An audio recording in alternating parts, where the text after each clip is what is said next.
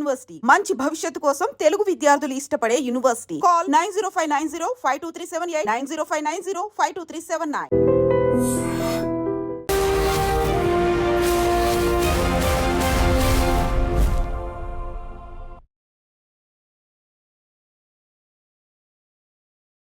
నమస్తే, welcome to I dream social spotlight with Kavitha. Pahalgam లో ఉగ్రమూకల దాడిలో 26 మంది అమాయకమైనటువంటి భారతీయులు చనిపోయారు. అందులోనూ పేరడిగి మతం పేరు చెప్పి మరి చంపడం అనేది దేశవ్యాప్తంగా ఆందోళనలు కూడా వ్యక్తమవుతున్నాయి.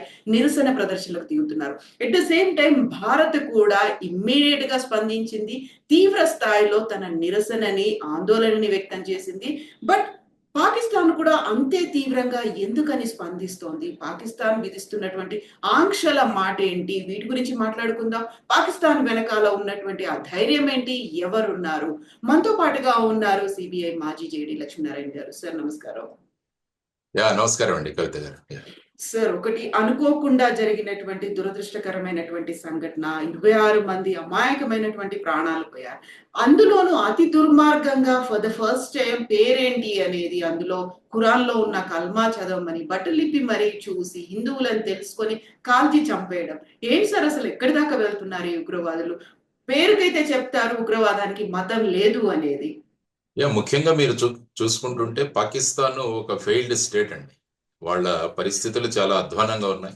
ప్రజాస్వామ్య పరిస్థితులు కావచ్చు, ఆర్థిక పరిస్థితులు కావచ్చు, ప్రపంచంలో దౌత్యపరంగా వారి సంబంధాలు కావచ్చు, ఇవన్నీ కూడా ఒక రకమైన మినిమం అంటే గ్రౌండ్ బాటమ్ కి టచ్ అయినాయి. సో ఈ పరిస్థితులలో పాకిస్తాన్ ప్రజలను రెచ్చగొట్టాలి, పాకిస్తాన్ ప్రజల యొక్క ఎమోషన్లు సెంటిమెంట్ల మీద ఆడుకోవాలంటే వాళ్లకున్న ప్రధానమైన అస్త్రం ఏంటంటే కాశ్మీర్. సో ఈ కాశ్మీర్ అస్త్రాన్ని వాళ్ళు అప్పుడప్పుడు తీస్తుంటారు అనమాట. ఈ విధంగా వాళ్ళ పరిస్థితులు ఘోరాతి ఘోరంగా తయారైనప్పుడు ఈ అస్త్రాన్ని తీస్తుంటారు. సో అదే విధంగా ఇప్పుడు మీరు చూసుకుంటే పాకిస్తాన్ అసలు ఈ ప్రపంచ గ్లోబల్ మ్యాప్ వాళ్ళ అస్తిత్వం ఉందా లేదా అన్న ప్రశ్న ఒకటి తలెత్తింది. ఎందుకంటే ముఖ్యంగా ఆఫ్ఘనిస్తాన్ లో అమెరికా వాళ్ళు ఉన్నంత వరకు వారు పాకిస్తాన్ మీద ఆధారపడి ఉండేవాళ్ళు.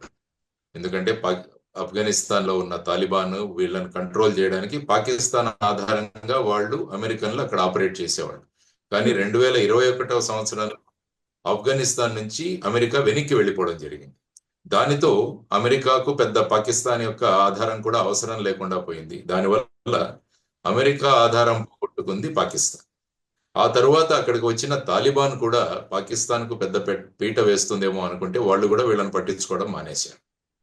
ఆ తర్వాత మీరు చూసుకుంటే ముఖ్యంగా చైనా సందర్భంగా కూడా వస్తే చైనా అనేక మార్లు పాకిస్తాన్ కు సపోర్ట్ గా వచ్చింది. కానీ పాకిస్తాన్ లో బెల్ట్ అండ్ రోడ్ ఇనిషియేటివ్ అని చాలా ఒక మహత్తరమైన ప్రణాళిక ఉంది చైనా వాళ్ళది. అందులో చాలా విషయాలు వాళ్ళ రోడ్ లైన్స్ ఇవన్నీ కూడా పాకిస్తాన్ లో వెళతాయి. కానీ పాకిస్తాన్ యొక్క ఆర్థిక శక్తి చాలా తక్కువైపోవడం వల్ల బెల్ట్ అండ్ రోడ్ ఇనిషియేటివ్ లో చాలా ప్రాజెక్ట్స్ పాకిస్తాన్ లో ఆగిపోయి ఉన్నాయి. ఆ విధంగా చైనా కూడా పాకిస్తాన్ వల్ల నష్టపోయింది. ఆ తర్వాత ఇంతకు ముందు సౌదీ అరేబియా కంట్రీస్ కానీ గల్ఫ్ కంట్రీస్ కూడా పాకిస్తాన్ ను అప్పుడప్పుడు ఆర్థికంగా ఆదుకుంటుంది.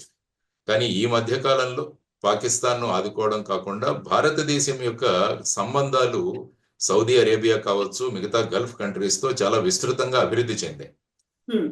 యాక్చువల్ గా మీరు చూస్తే ఈ పెహల్గావ్ అన్న దురదృష్టకరమైన సంఘటన జరుగుతున్నప్పుడు మన ప్రధాని నరేంద్ర మోడీ గారు సౌదీ అరేబియాలోనే ఉండినారు వారు. అంటే ఈ విధంగా ఎవరైతే మనల్ని ఆదుకుంటారు అన్న దేశాలు కూడా ఇప్పుడు భారతదేశానికి దగ్గర అవడం వల్ల పాకిస్తాన్ మళ్ళా విపరీతంగా కుంగిపోవడం జరిగింది.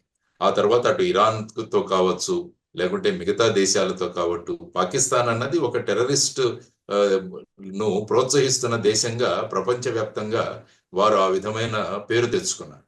సో ఇటువంటి పరిస్థితుల్లో మా ఉనికిని తెలియజేసుకోవడానికి ఏం చేయాలి? ఇంతకు ముందు ఏమయ్యేదంటే కశ్మీర్ గురించి ఎక్కడ మాట్లాడినా కూడా పాకిస్తాన్ వాళ్ళు అడ్డుకునేవాళ్ళు, లేకుంటే పాకిస్తాన్ అంశాన్ని అనేక చోట్ల వాళ్ళు తీసుకొచ్చేవాళ్ళు. కానీ ఇప్పుడు 2019 తీసుకుంటే మీరు ఆగస్టు 5వ తారీఖున ఆర్టికల్ 370ని అక్కడ రద్దు చేయడం జరిగింది. ఆ తర్వాత పంజాబ్కి ఏదైతే స్పెషల్ స్టేటస్ ఉందో దాన్ని తీసివేసి అక్కడ 2 యూనియన్ టెరిటరీలను ఏర్పాటు చేసి కశ్మీర్ యొక్క అభివృద్ధికి బయట ఉన్న వాళ్ళను కూడా భారతదేశం ఆహ్వానించడం మొదలుపెట్టింది. అంటే అదర్ స్టేట్స్ నుంచి కూడా దాంతో పెట్టుబడులు రావడం మొదలుపెట్టాయి. ఆ తరువాత కశ్మీర్లో ఎన్నికలు కూడా నిర్వహించడం జరిగింది. ఆ తర్వాత అక్కడ ప్రజాయుత ప్రభుత్వం కూడా ఏర్పడడం జరిగింది. ఇవన్నీ జరుగుతున్నా కూడా పాకిస్తాన్ యొక్క ఉనికి కూడా మనం అసలు పట్టించుకోలేదు. సో ఇటువంటి పరిస్థితుల్లో పాకిస్తాన్ చిక్కుకొని ఉంది.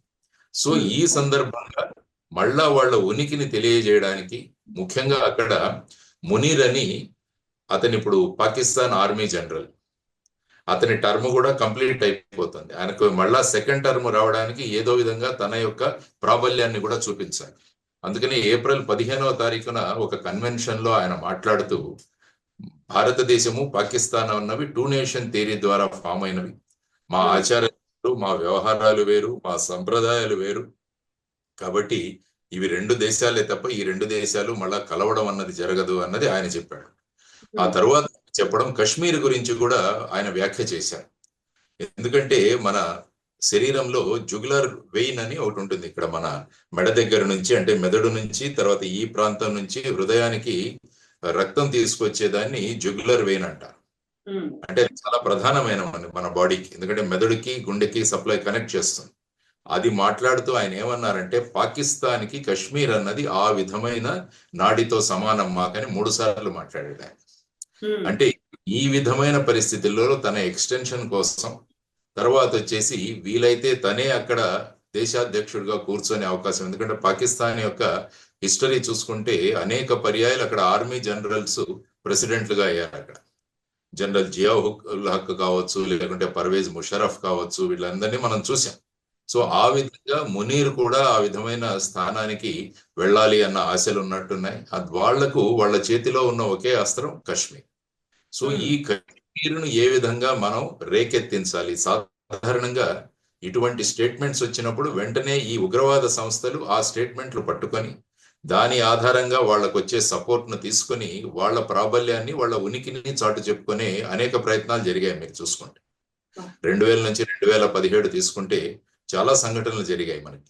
సో ఇటువంటి సంఘటనలు మళ్ళా 2017 తర్వాత జనరల్ పబ్లిక్ ను అటాక్ చేసిన సంఘటనలు లేవు. అందువల్ల వాళ్ళు ముఖ్యంగా ది రెసిస్టెన్స్ ఫోరం అని ఒక కొత్త లష్కరే తైబా నుంచి వచ్చిన ఒక చిన్న అవుట్ఫిట్. ఎప్పుడైనా ఒక కొత్త అవుట్ఫిట్ వచ్చిన తర్వాత వాళ్ళు కూడా వాళ్ళ ఉనికిని తెలియజేసుకోవాలి. అందుకనే వాళ్ళు ఇటువంటి అదను కోసం వెయిట్ చేస్తూ, మీరు అన్నట్టు ఈ పెహల్గావ్ దగ్గర ఉన్న ప్రాంతంలో ఈ విధమైన వాళ్ళు ఈ 26-28 మందిని ఈ విధంగా దారుణంగా చంపడం అన్నది ఒక అత్యంత హీనాతిహీనమైన అమానవీయ చర్య. దాన్ని ప్రపంచ దేశాలన్నీ కూడా ఖండించాయి. ఇంకొక ముఖ్యమైన విషయం ఏంటంటే ఇది American vice president JD Vance మన దేశంలో పర్యటిస్తున్న సమయంలో జరిగిన సంఘటన. ఇంతకు ముందు ఎలా ఉండేదంటే అమెరికన్లు మన ఇక్కడ విజిట్ అయిన తర్వాత పాకిస్తాన్ కు వెళ్ళడమో, లేకుంటే పాకిస్తాన్ విజిట్ తర్వాత ఇక్కడికి రావడమే జరుగుతుండేది. కానీ ఈసారి జేడి వ్యాన్స్ గారి పర్యటనలో ఎక్కడా కూడా పాకిస్తాన్ కు వెళ్లే ప్రసక్తే లేదు.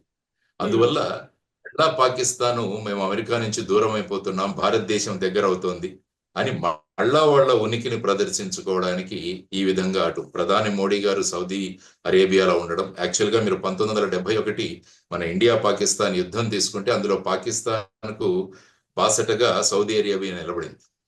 కానీ మనకున్న సత్సంబంధాలు, మోడీ గారు అక్కడ ఉండడం, ఇక్కడ జేడీ వ్యాన్స్ విజిట్, ఇవన్నీ పార్శ్వభూమిలో ఈ ఉగ్రవాద సంస్థ ఏదైతే ఉందో ఖచ్చితంగా వీరి వెనకాల Pakistan intelligence services agency ISI అని ఉంటుంది, ఇంటర్ సర్వీసెస్ ఇంటెలిజెన్స్ ఏజెన్సీ వారు, ఆ తర్వాత పాకిస్తాన్ ప్రభుత్వం వీరికి ఖచ్చితంగా మద్దతు ఉందని మనకు అనేక సాక్ష్యాధారాలు ఉన్నాయి అక్కడ.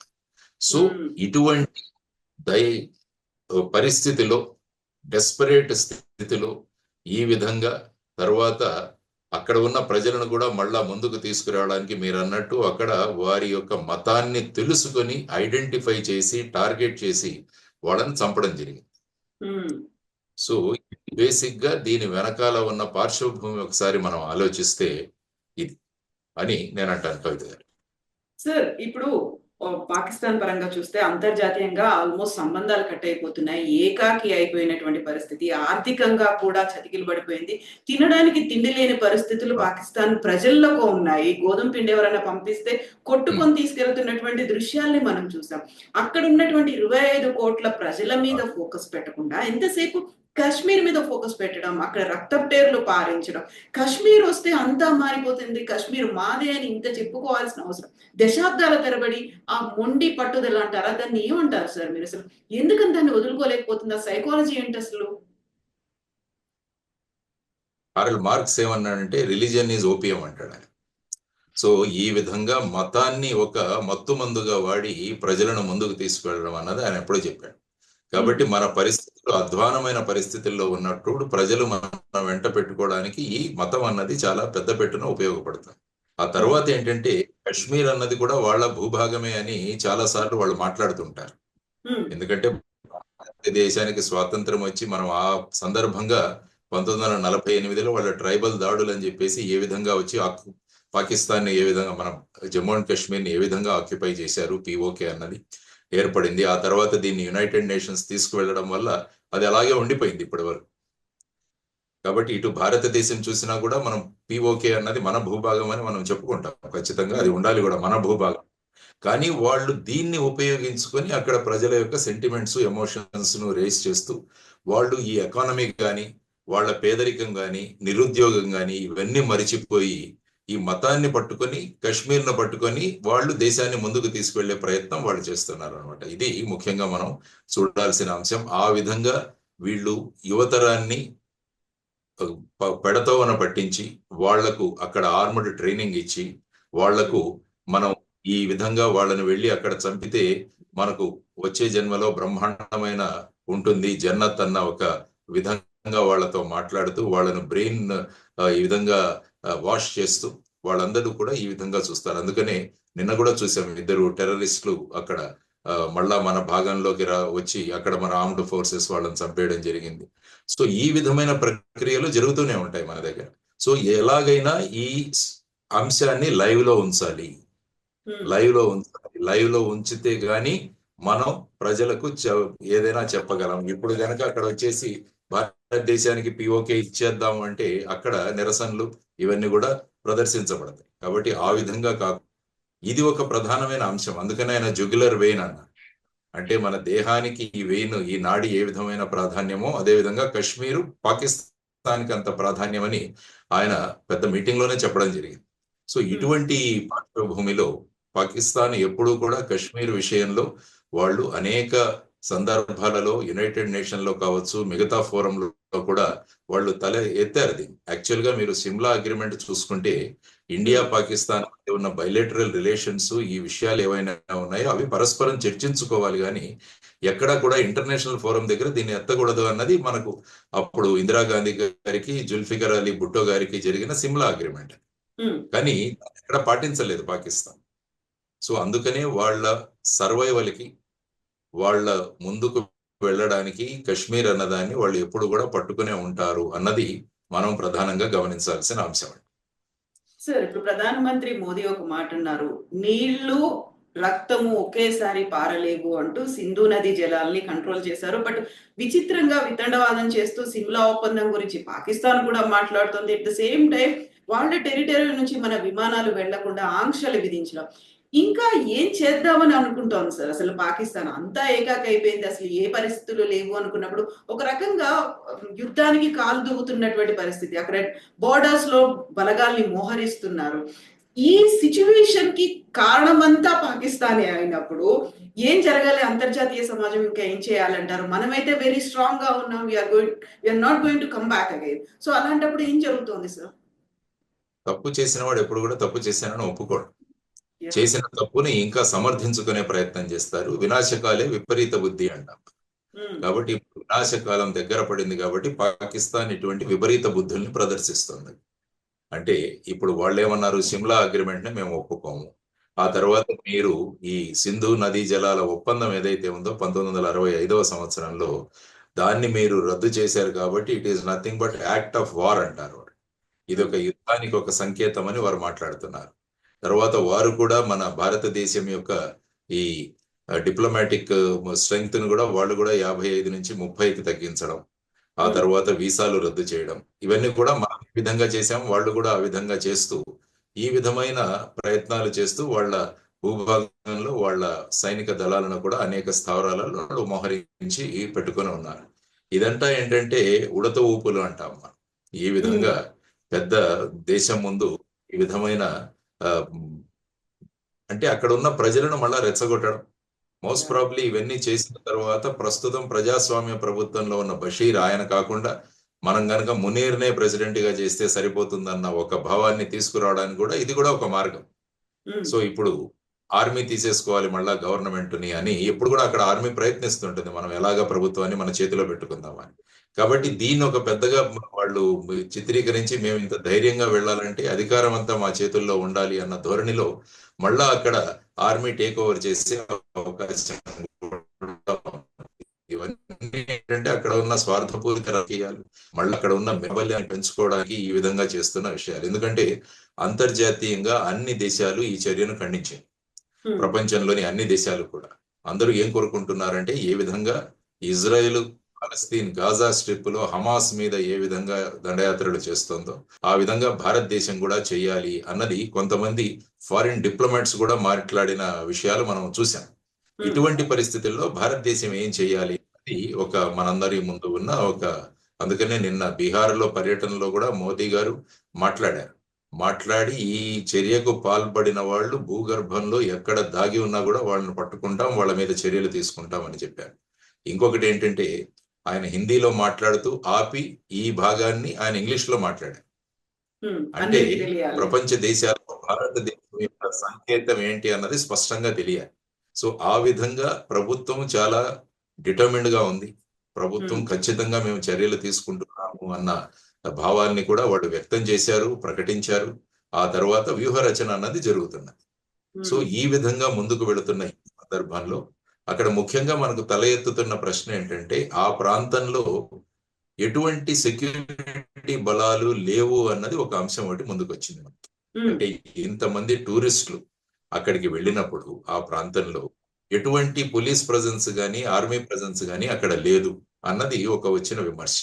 ఆ తరువాత మనకు కొన్ని రోజుల క్రితమే ఏప్రిల్ 4-5 తారీఖుల్లోనే ఒక ఇంటెలిజెన్స్ ఇన్పుట్ వచ్చిందని మన పేపర్లో ప్రకటిస్తున్నారు. అంటే ఈ పెహల్గాము దగ్గర పాకిస్తానీ టెర్రరిస్టులు వాళ్లకు తెలిసిన వాళ్ళ దగ్గర నుంచి అక్కడ హోటల్స్ అన్నిటిలో కూడా రెక్కీ చేశారు అని, ఆ తర్వాత వచ్చేసి పెహల్గావ్ పరిసరాల్లో టెర్రరిస్టులు వాళ్ళు ఇటువంటి ఊచకోతకు పాల్పడే అవకాశం ఉందన్న ఇన్పుట్ కూడా వచ్చింది. ఇన్ని ఇన్పుట్స్ ఉన్నా కూడా మరి ఆ ప్రాంతంలో ఏ విధంగా సెక్యూరిటీ ఫోర్సెస్ లేవు అన్నది ఒక అంశం మనం పరిశీలించాల్సిన అంశం. కానీ ఈ రోజు పేపర్లో వచ్చిన అంశం ఏంటంటే సాధారణంగా ఈ ప్రాంతం ఏ ప్రాంతంలో అయితే ఈ ఘటన జరిగిందో పెహల్గావ్ దగ్గర నుంచి అక్కడికి వెళ్ళాలంటే పోలీస్ పర్మిషన్ కావాలి టూరిస్టులకి. ఎందుకంటే అక్కడ వెహికల్స్ వెళ్ళవు, మనుషులు నడిచి వెళ్ళాలి, ట్రెక్కింగ్ చేసుకుంటూ వెళ్ళాలి, లేకుంటే పోనీ హార్సెస్ అంటే గుర్రాల మీద వెళ్ళాలి. అక్కడికి సాధారణంగా అక్కడ వెహికల్స్ వెళ్ళాం. అక్కడ విజిటర్స్ ను అలౌ చేయాలంటే ముందు పోలీస్ పర్మిషన్స్ కావాలి. కానీ ఎటువంటి పోలీస్ పర్మిషన్స్ తీసుకోకుండా అక్కడికి ఈ టూరిజం ఏజెంట్స్ ఎవరైతే ఉంటారో వారు ఈ 1000 మందిని అక్కడికి 2 రోజుల్లో తీసుకువెళ్లారన్నది ఒక రిపోర్ట్ వస్తుంది. సో ఇటువంటి పరిస్థితుల్లో మనం కూడా మన ఇంటెలిజెన్స్ ఏజెన్సీస్ తర్వాత మన సెక్యూరిటీ ఫోర్సెస్ ఏ విధంగా మనతో ఏమైనా లోపాలు జరిగితే వాటిని ఎలా సరిదిద్దుకోవాలన్నది కూడా మనం కూడా ఆలోచించుకోవాల్సిన ఒక అంశం. రాబోయే కాలంలో ఇటువంటి దాడులు అనేవి కూడా జరగకుండా ఎలా కాపాడుకోవాలన్నది ఒక విషయం. తర్వాత అక్కడ ఉన్న ప్రభుత్వం కేంద్ర ప్రభుత్వం రెండు చేతిలో చేయి కలిపి అక్కడ సెక్యూరిటీ ఏర్పాటు చేయాల్సిన అవసరం కూడా చాలా ఉంది. ఎందుకంటే అక్కడ నేషనల్ కాన్ఫరెన్స్ ప్రభుత్వం ఉంది, ఆ తర్వాత సెంటర్లో ఎన్డీఏ ప్రభుత్వం ఉంది. అయినా కూడా సెక్యూరిటీ రక్షణ పార్టీలు అన్నవి ఎక్కడ కూడా పక్కకు వెళ్ళిపోతాయి. మొన్న అఖిలపక్ష సదస్సులో కూడా అన్ని పార్టీలు కూడా ప్రభుత్వం ఏ చర్యలు తీసుకున్నా కూడా మేము వారితో సహకరించడానికి సిద్ధంగా ఉన్నాయని అన్ని పార్టీలు కూడా ప్రకటించాయి. సో ఇటువంటి పరిస్థితులలో మనం ముందు దౌత్య సంబంధంగా అనేక నిర్ణయాలు తీసుకున్నాం మనం.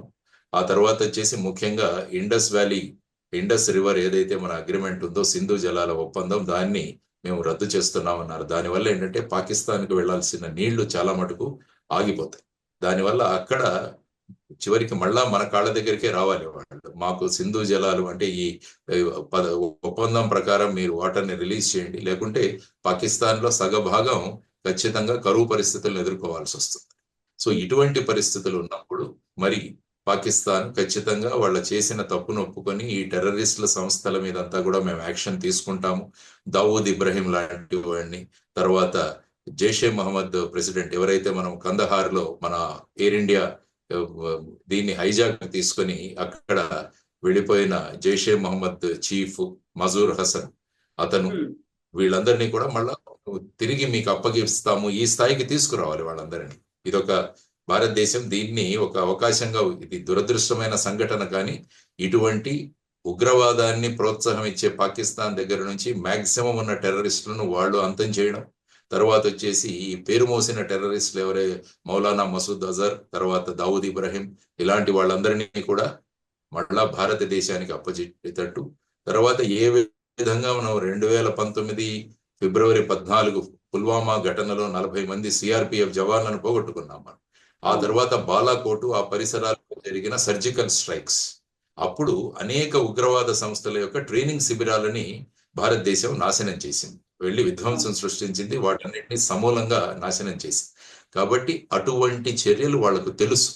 అందువల్ల భారతదేశం ఆ విధమైన చర్యలు తీసుకోవడానికి ఎప్పుడు కూడా సిద్ధంగా ఉంటుంది. ప్రధాని మోడీ గారు, అమిత్ షా గారు, తర్వాత రాజ్నాథ్ సింగ్ గారు ఇచ్చిన సందేశాలు ఏవైతే ఉన్నాయో వాటిలో భారతదేశం యొక్క రాబోయే కాలంలో తీసుకునే చర్యలు ఎలా ఉంటాయని సుస్పష్టమైన పదాలతో, ఎటువంటి అంబిగ్యూటీ లేకుండా స్పష్టంగా వారు వెల్లడించారు. భూమిలో ఎక్కడ దాక్కున్నా కూడా వాళ్ళను బయటికి తీసుకొస్తామన్నది వాళ్ళు ఇచ్చిన స్టేట్మెంట్. కాబట్టి వీటన్నిటినీ విని పాకిస్తాన్ అనవసరమైన చర్యలు తీసుకోకుండా, తప్పు జరిగింది అందులో ఇంక్లూడింగ్ ఐఎస్ఐ వాళ్ళ సహభాగం ఉన్నా కూడా వాళ్ళను కూడా బయటికి తీసుకురావాల్సిన అంశం. అందుకనే ఐఎస్ఐని కూడా ఒక ఉగ్రవాద సంస్థగా ప్రకటించాలని అనేక మంది కోరుతున్నారు. ఎందుకంటే ఒక అధికార సంస్థ అయిన ఐఎస్ఐ అది టెర్రరిస్టులను ప్రోత్సహించడం ఏంటి అన్నది ఒక ఇది. తర్వాత మనకు గొప్ప అనుభవజ్ఞులైన విదేశాంగ మంత్రి ఉన్నారు జయశంకర్ గారు, ఆ తర్వాత మన నేషనల్ సెక్యూరిటీ అడ్వైజర్ కూడా ఉన్నారు, పాకిస్తాన్ విషయాల్లో అత్యంత అనుభవం కలిగిన అజిత్ డోవల్ గారు. సో వీరందరి యొక్క ఇన్పుట్స్ వల్ల భారతదేశం ఖచ్చితంగా దీనికి సమాధానం ఇస్తుంది అన్నది మనం నేర్చుకోవాలి. ఎందుకంటే భారతదేశం ఎప్పుడూ కూడా ఏ దేశాన్ని ఆక్యుపై చేసుకోవాలనుకోదు. మనం ఎప్పుడు కూడా ఏ దేశం యొక్క ఒక ఇంచు భూభాగం కూడా మనం తీసుకోలేదు ఇంతవరకు, ఎందుకంటే అది మన సిద్ధాంతం. అందుకని ఎప్పుడు భారత్ ఉంటుంది పాకిస్తాన్తో ఖీర్ మాంగేతో ఖీర్ దేంగే, కశ్మీర్ మాంగేతో చీర్ దేంగే అంటారు అనమాట. ఇది భారతదేశం.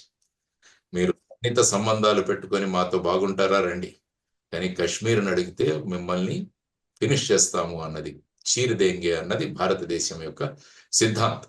అందుకని అప్పుడు అటల్ బిహారీ వాజ్పేయి గారు కూడా ఉన్నప్పుడు అప్పుడు బస్సు యాత్ర చేశారు.